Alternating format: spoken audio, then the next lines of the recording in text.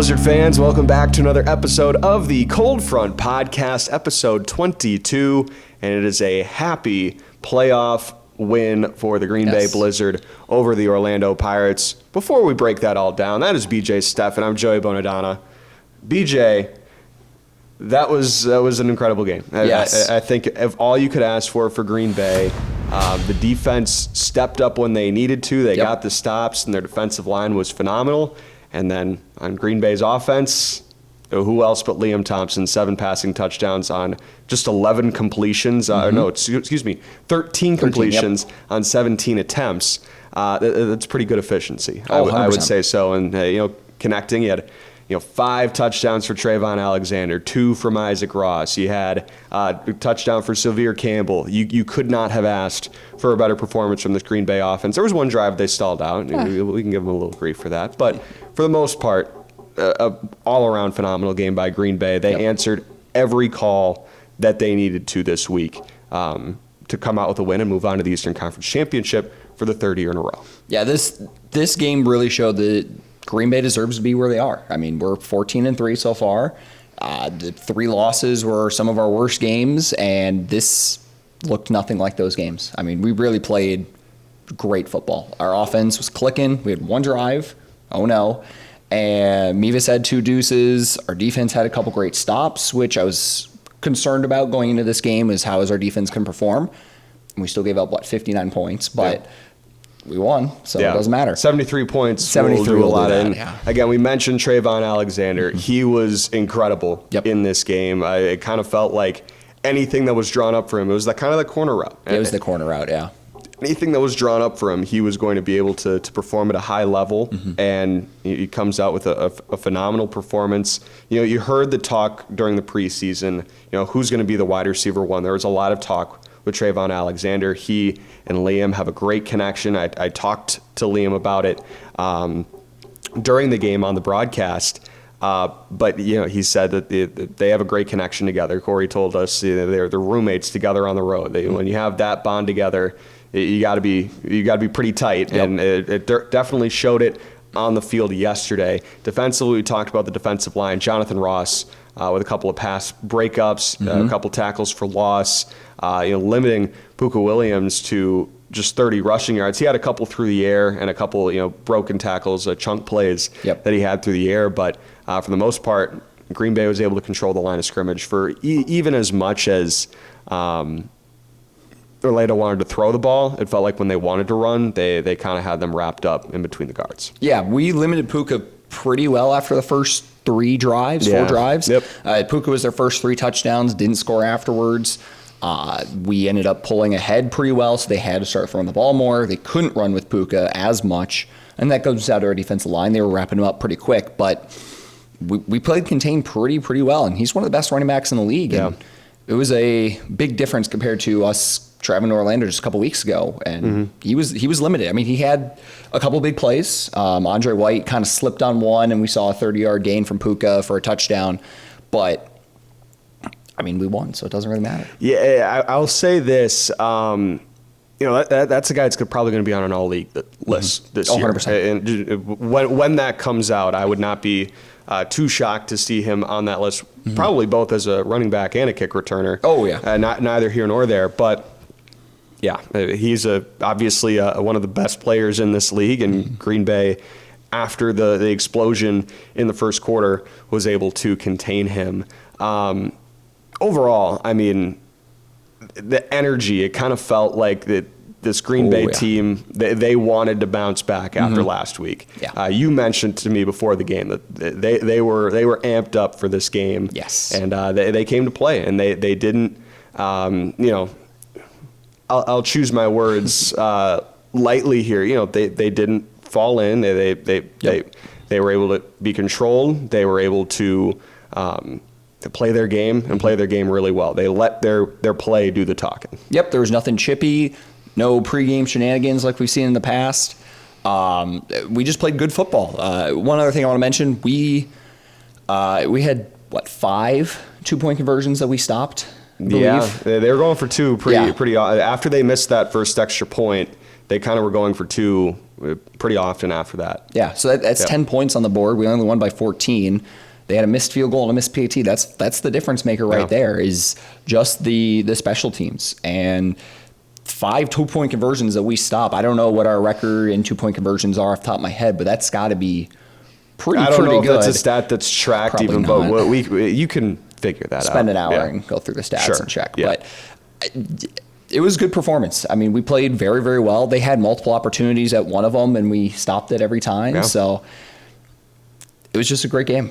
Yeah. So that's the recap of this game between Orlando and Green Bay. We had a couple other good games. So let's obviously talk about the eastern side with Tulsa and Jacksonville. That is the opponent that Green Bay will get in the Eastern Conference Championship. And Jacksonville was up. It looked like they were going to be up big at halftime and going away.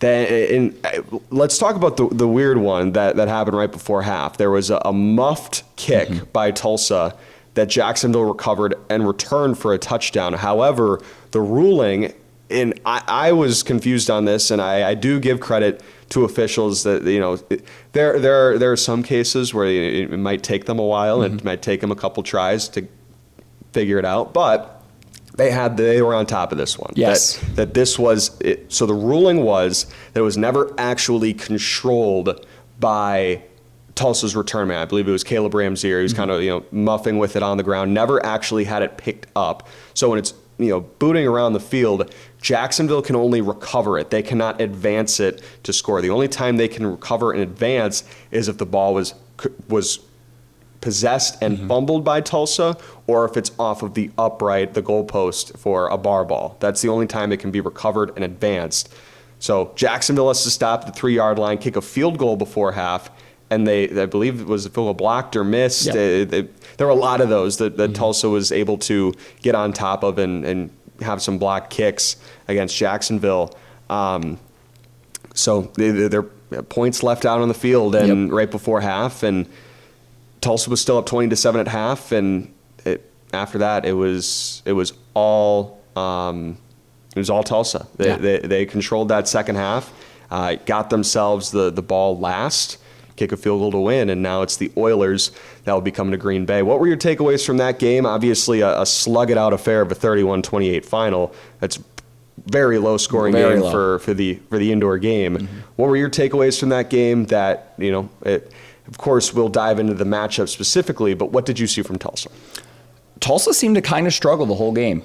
We saw a lot in the first half, but even the second half, it really didn't seem like they could pull ahead. I mean, it came down to the last kick, but it felt like both teams wanted to let the other team get ahead, and no one wanted to take the win.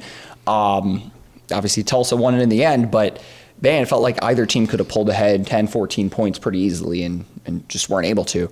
TJ Edwards didn't have the greatest game. He kind of got banged up a couple times too. I think he went 50% completion percentage. Yeah, he had a couple rushing touchdowns. Yep. That was it. Yeah, so I don't remember, or I didn't really get a chance to rewatch the game, so I don't remember how much of it was necessarily defense versus offensive struggles, but both quarterbacks, actually a lot of quarterbacks this week, seemed to struggle throwing the ball. I think majority of quarterbacks had a negative completion rating, or under 50%. I think the only two that we saw, Nate Davis, I believe, had was pretty close, pretty solid. But I mean, the two quarterbacks that we saw in Green Bay were pretty good. Our game was pretty consistent, but Jacksonville, I think, was 9 for 22 on passing, if I just remember off the top of my head.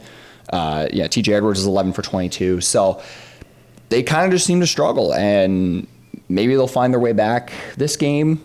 Seems to play the last couple games we've seen against Tulsa are really close with Green Bay. I said that last week against Orlando, but we'll see how they play. But they got some work to do in this this upcoming week. Yes, coming up to prepare. And then quickly, let's go over the West. Arizona takes down Vegas. Yep. The two in the regular season did not matter. They were able to bounce back in the playoffs, and that was a game that felt like they were in control of for most of that game. I don't know how much of it you got to catch because it was right afterwards. Mostly the second half after I got home. But it was an 11-point game, and it didn't feel that close. No, they got a couple stops, and it just felt like Vegas couldn't get anything going. I mean, offensively, they did all right, but I think they got stopped 2 or 3 times, and it never felt to me that Vegas was going to make that play to get a stop and get the turnover or an onside kick or whatever. There were 7 minutes left. They took 6.5 of that to march down the field and score instead of trying to it was a game that was limited in possessions. Yes. You look at it was a low scoring game, but it wasn't because the offenses were bad. It was that the offenses were limited in possessions, and you do have to look at that in this indoor game. If you have games where there are 2 stops, but how many possessions are there? And, someone scores in the 70s or someone could score 59 points and lose. At the same time, you could get stopped 2 times and, be in the 30s. But, that was a game that was limited by possessions, unlike the one that we saw here at the Resch. Yeah, so Arizona just looked better. I will say Max didn't have his greatest game. I think he was 7 for 18, had 3 touchdowns, but he was able to use his legs on 3rd and 4th down. That was kind of the big turning point for them. Yes, which we've seen time and time again. But absolutely, passing game not so much. So maybe they try to kind of clean that up this week. Maybe we see Snead come in at some point. We'll see. I don't believe the interesting thing. I believe I didn't see Drew Powell dressed. I didn't look. I believe the backup quarterback was Dalton Snead. So not surprising. We'll see. But we'll see the decisions that make the decisions. We'll see what they make. But I wouldn't be surprised if we kind of see both play next week if Max continues to struggle throwing the ball. Yeah, but possibly. We'll see. In San Diego with a 54-47 win over Tucson. That is one that truly was. It wasn't even that close. No. That was a game it was 3 scores in the second half, and Tucson was able to make a last ditch comeback, but it never really felt like Tucson was going to be able to mount that comeback. It was right at the edge of where it's like, okay, maybe I can turn this off and go to bed early, but also, okay, Tucson's kind of keeping it close. Maybe they'll do something. Okay, I'll keep it on. Okay, well, that wasn't worth it, but that's okay. Jerome Johnson kept him in the game. No one's surprised. He's where he is, where he is. I mean, he's a great player, but he kind of struggled in the first half throwing the ball. Same thing. Struggled throwing the ball, but it was good running. Yeah. I think if they score one of those first 2 drives, it's a lot closer. They can kind of keep it. It's only a 7-point game. They score on those first 2 drives. It's a tie game at that point. But they started slow and kind of like their season. They started slow, kind of got going in the second half, but unfortunately it wasn't enough to get the win. Too late, kind of. Yeah. Well, so that has our matchups for the conference championship. It is Green Bay against Tulsa and San Diego against Arizona. We'll talk about those on the other side, but for now, let's get into our icebreaker this week as Green Bay takes on Tulsa in the Eastern Conference Championship here this week. All right, we're here with Kurtiss Riggs, who will be on color analyst for this week's Eastern Conference Championship. Coach Riggs, first off, your experience in the Indoor Football League, 11-time champion with the Sioux Falls Storm. Your resume, it doesn't need to be said anymore, but this time of year is certainly special. What have you taken away from these championship runs and your time coaching and now seeing it from the broadcast side over the last couple of years with playoff coverage? Well, I mean, it's what everyone strives for. It was different in Sioux Falls, though. It was different for us compared to everyone else. Everyone else will, they'll have a goal of winning the conference. I mean, I always laugh at when I go to some of these arenas and I'll see a conference title up or runner-up titles. That would not be accepted in Sioux Falls. I mean, that there would be no part of that. And I understand. It's just we had a much higher expectation, and our expectation every year was to be in the championship game and to win it. And we're pretty good. I mean, we went to the championship game 16 of the 19 years that I coached, and we felt very disappointed when we did not make it, and like we let our community down. And we were able to get the guys to believe into that. So it's a special time when you get to this point in the season. And it was really what we felt like was when it was really time to turn it on, was when you got to this element. We felt like the regular season was everything to get us there. But when you're there, now it's showtime.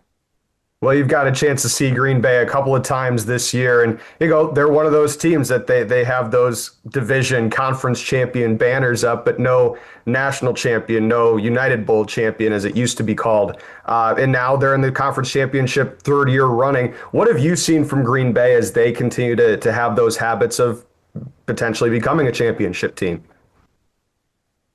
Well, I don't fault people for putting those up. I think it's a benchmark, and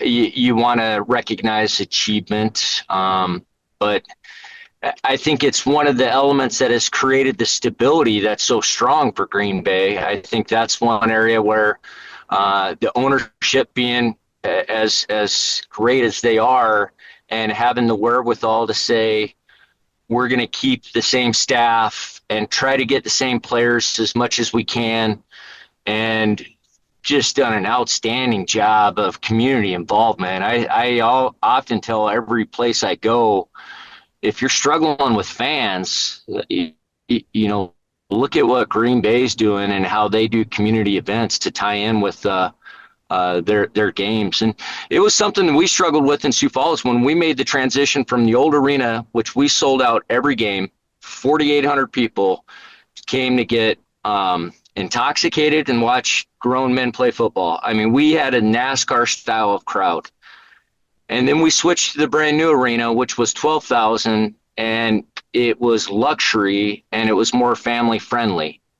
And it was a difficult transition for us because it was totally different, crowd. And we looked at what Green Bay did and we tried to replicate some of those things. I think those things, and then the stability that they've created. And I've always said there is no excuse why Green Bay should not be good, because they have the upper hand in the recruiting world every year because they have the Packers right across the street. Mm-hmm. That is such an easy tool to get every player that's coming into this league with the chance to move up, to show that, we're right here. We're right here. And if you can't get seen here, then you're not going to play in the NFL. And so we always marveled at that, because in South Dakota, we don't have a pro team. I mean, the Storm was the pro team. Right. But they've just done a tremendous job. And I think they're very good bringing the offensive coordinator back every year. He's done an outstanding job. And it shows every year. They're up there in the offensive numbers with the consistency that they have. And then another team you've gotten to see a bunch of this year is the opponent, the Tulsa Oilers. They're a newer team, and a team that's been able to build their culture with the existing infrastructure that they have there, but relatively new franchise. But now they're in the conference championship for the first time in their franchise's history. What have you taken from the Oilers this year as they look to pursue a championship?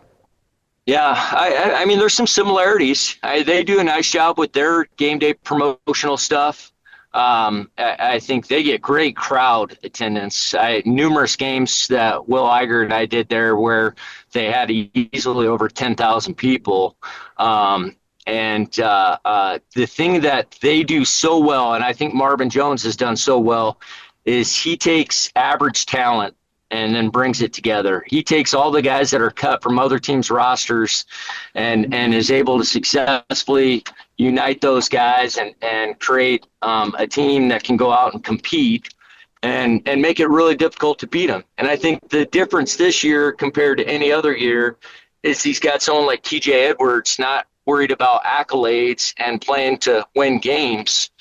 And he was able to overcome that playoff jinx. I mean, I faced TJ numerous times where he was terrible in the playoffs. They had great regular seasons, terrible in the playoffs, couldn't win the big game.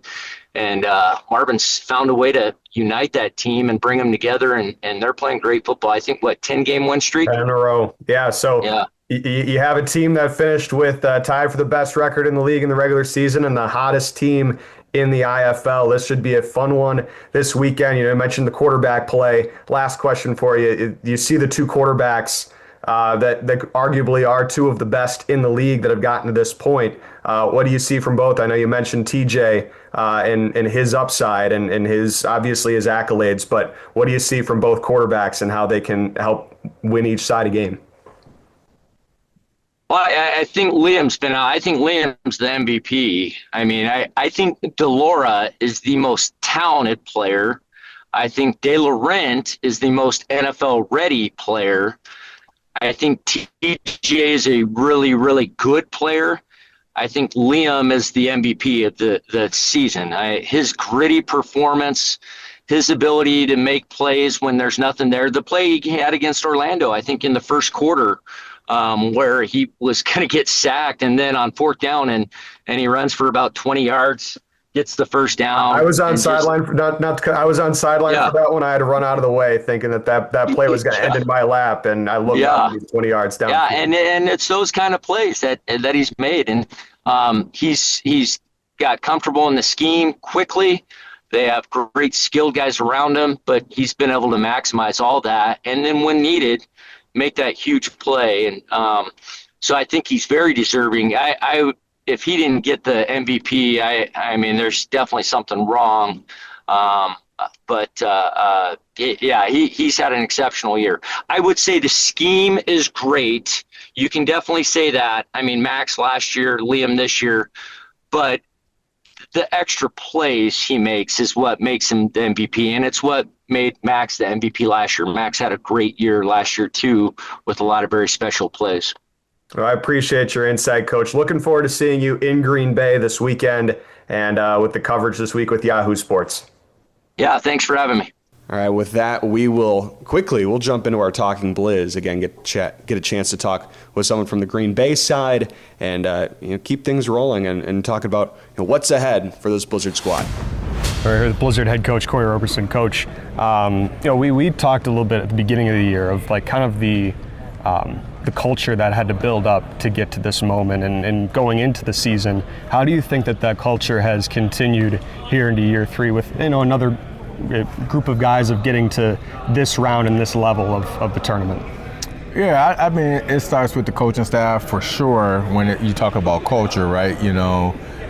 Things that we want in place, what we want to set, how we set things and not going backwards, right? To, 21 and 22, what that was like. So when we start to build what that program looks like and the standards or what the standards are over the course of the years, the standards is the standard. You never lower those standards, and it's these guys' opportunity when they come in to buy into the standard and to reach that standard every day, every week. And that's a testament to them because they bought all the way in. One of the themes we've kind of talked about over the last couple of weeks is leadership, and there's various styles of it and various voices across this room. What do you think leadership has done to help get these guys to where they are in their communication across on and off the field? Yeah, I mean, when you talk about leadership, let's start with the player-led team, right? We got some good leaders within our captains, and guys who wasn't voted on captains as guys that, they are upholding the standard, themselves, and everyone's a leader in their own right. So you don't have to be voted on as a captain to be a leader. It's just how you go about business on and off the field, and I think the accountability factor of how they hold each other accountable and. That goes a long way. So there's a lot of things, I'm sure it's a lot of stuff that happened that I don't know about, but, they're taking care of it in-house. Your opponent this week, the Tulsa Oilers, you got a chance to face them just once this season. What did you kind of take from that game around the midway point of the season? And, how do you think that this team's grown since that moment of, getting a tough win on the road, but now having a game with just a little bit extra on the line here in the postseason? I mean, they got a great quarterback in Edwards over there. He's a former MVP of the league, and he comes as every bit, advertised of who he is and what he's able to do and his athletic ability and his leadership, right? That you see during the game. I don't know the kid off the field, but what you see during the game. So they buy into him and what he's selling, and it shows, with their play. So, they on a win streak, and they've grown, regardless of who they've played over the course of, 10 weeks now. Yeah. They found a way to win ball games, and and they've done it 10 times in a row. So they've grown since we've played them. You know, they're not the same team, just like we're not the same team. And of course, the change of venue into the Resch Center, you know, a great crowd here last Sunday when you were able to take on the Pirates. You know, what does this crowd give you? Of course, having the opportunity to, you know, the numbers are what the numbers are. You guys have played really well here this season. Yeah, I mean, it's always good to play at home. You get to sleep in your own bed, you know, your comfortability, right? You know, I mean, the fans are, I mean, everyone want to say they got the best fans in the IFL, right? You know, this is football country. You know, you got Texas, you got California, Florida, and all that stuff, but we in Title Town, right? We were, you know, you go outside, you see who right across the street from us with the Packers, and that's where it's at, right? So, and the fans, the community, the surrounding area within an hour radius, they all buy into it, you know, and they understand what football is like, and they bring the energy to us. Energy here in the building today as you're wrapping up practice, Coach. Appreciate your time, and best of luck in helping bring another title to Title Town. Appreciate it. Thanks for having me. All right, BJ, and with that, we will jump into our forecast. There's only one other game to talk about this week, and it is San Diego, Arizona. Arizona got the season sweep over San Diego, 3 seed against 1 seed in the conference championship. Were you impressed by what you saw by San Diego to now have them get that upset? And I guess not a seed upset, but an upset against a team they didn't beat during the regular season and move on to the national championship? Or is it Arizona and the Rattlers, Kevin Guy, Max Myler and company moving on to Tucson? As much as I don't want to say it, I'm going Arizona. I don't think San Diego's got it. I mean, I'll be honest. I think it makes, in a Disney Channel movie world, right? It just makes sense that Arizona gets the win. They beat Vegas, the team they lost to twice in the regular season, and then they beat the team that they lost to last year. Right. It just makes sense storyline wise that they get the wins through the playoffs. They get to go to the championship. I'm gonna go Arizona. I think they just got a little more together. I think I'm also gonna go with Arizona here. Obviously, it kind of just felt like they were put together, and again, these kind of teams, they get ready for the postseason. Kevin Guy's the one who says it, is you don't really know what team you have until, you know, week 6. And, you know, Arizona had their ups and downs this year, especially kind of towards the midway point of the season. You weren't really sure. They started to slip a little bit. They took 2 losses to Fishers. They lost to Vegas in the IFL Cup and, of course, in Vegas as well. But that's not the games they're playing for. And obviously, you know, that's what they know. They know that they're going to get to the postseason. You're not going to worry about a 2-3 start or something like that. You're going to get to the postseason and you're going to work from there. And those are games that matter. And so, you know, Kevin Guy knows it, and I think he will be able to carry that over into this game against San Diego. That, you know, your 2 wins against the Strike Force in the regular season don't mean much. It's time to lock down and get a win. Obviously, San Diego getting this one at home this year, but is that enough to will them to a national championship berth and you know, get to their first national championship in franchise history? We will find out. It's going to be a tough obstacle in their way. All right, well, let's jump right into it. The blueprint of this week's game. The Tulsa Oilers come to town to take on the Green Bay Blizzard. 3rd year in a row that Green Bay has been in the conference championship. They are 1-1 and a chance to get back to Tucson. What do you see from Tucson? TJ Edwards has had a phenomenal season. He's got a stellar receiving core. They've got a stud rookie running back. Defensively, do they have what it takes to get stops like they did against Orlando in certain situations? Well, I want to say first, I wasn't nervous, and then when you said that, just that last 30 seconds, the pit in my stomach just got so much bigger. Hey, it's been there for me. It's been there for me on that side of thing. I mean, TJ Edwards, he's a guy that if he's on the other side of the field, that team's going to have a chance. Yep, I mean, we've seen him a lot. A lot with Tulsa, without Tulsa, and Frisco. He's a great player. He makes games close just by himself. We mentioned it. There's a couple players like that where if there's no one else around him, he'll still find a way to make games close. And they got a great team. And there's a reason they're on a 10-game win streak. Now, who's the last team they lost to? Green Bay. Yeah. So storylines abound. Yep. Green Bay's won 16 in a row at home. Tulsa's won 10 in a row. Yep. The last time Tulsa lost was to Green Bay in their own house. Yep. They've only played once this season. It was that one game. Now Tulsa gets to come to Green Bay and try to exact that revenge and carry that on. Mm-hmm. But Green Bay looked like they looked like the best team in these playoffs this weekend. They did, 100%. I will say the last time we played them, that was, I mentioned this to a couple people, that was, in my opinion, our worst game of the season. Even the losses, Yeah. I tend to agree. I don't know. I'd say this Jacksonville game was not too great either. True, but in terms of just everything going against Green Bay, and the fact that they were able to win that game was stellar. Right. Now, what happens if they're able to limit those? Again, we've talked about it. We've continued to harp on it because when Green Bay plays bad games, it's because they have self-inflicted wounds. Yes. Do they continue that here and continue to fix those and continue to play to the best of their potential? Right. Liam's had 6 interceptions all season. 3 of those were against Tulsa. In that one Tulsa. game. Yeah. And one of them came down to, it was last minute, we're already up, we don't need to take a shot. Why are we taking a shot at the end zone? Right. Interception. So those kind of mistakes we've corrected for. I feel like we've really have. And we've gotten significantly better since that game. And Tulsa has too, but they've seemed to be playing to their opponents, right? We've seen a lot of games come really, really close, games that probably shouldn't be. I'm talking the Iowa game, the Quad City first game, the Jacksonville game last week. Yeah.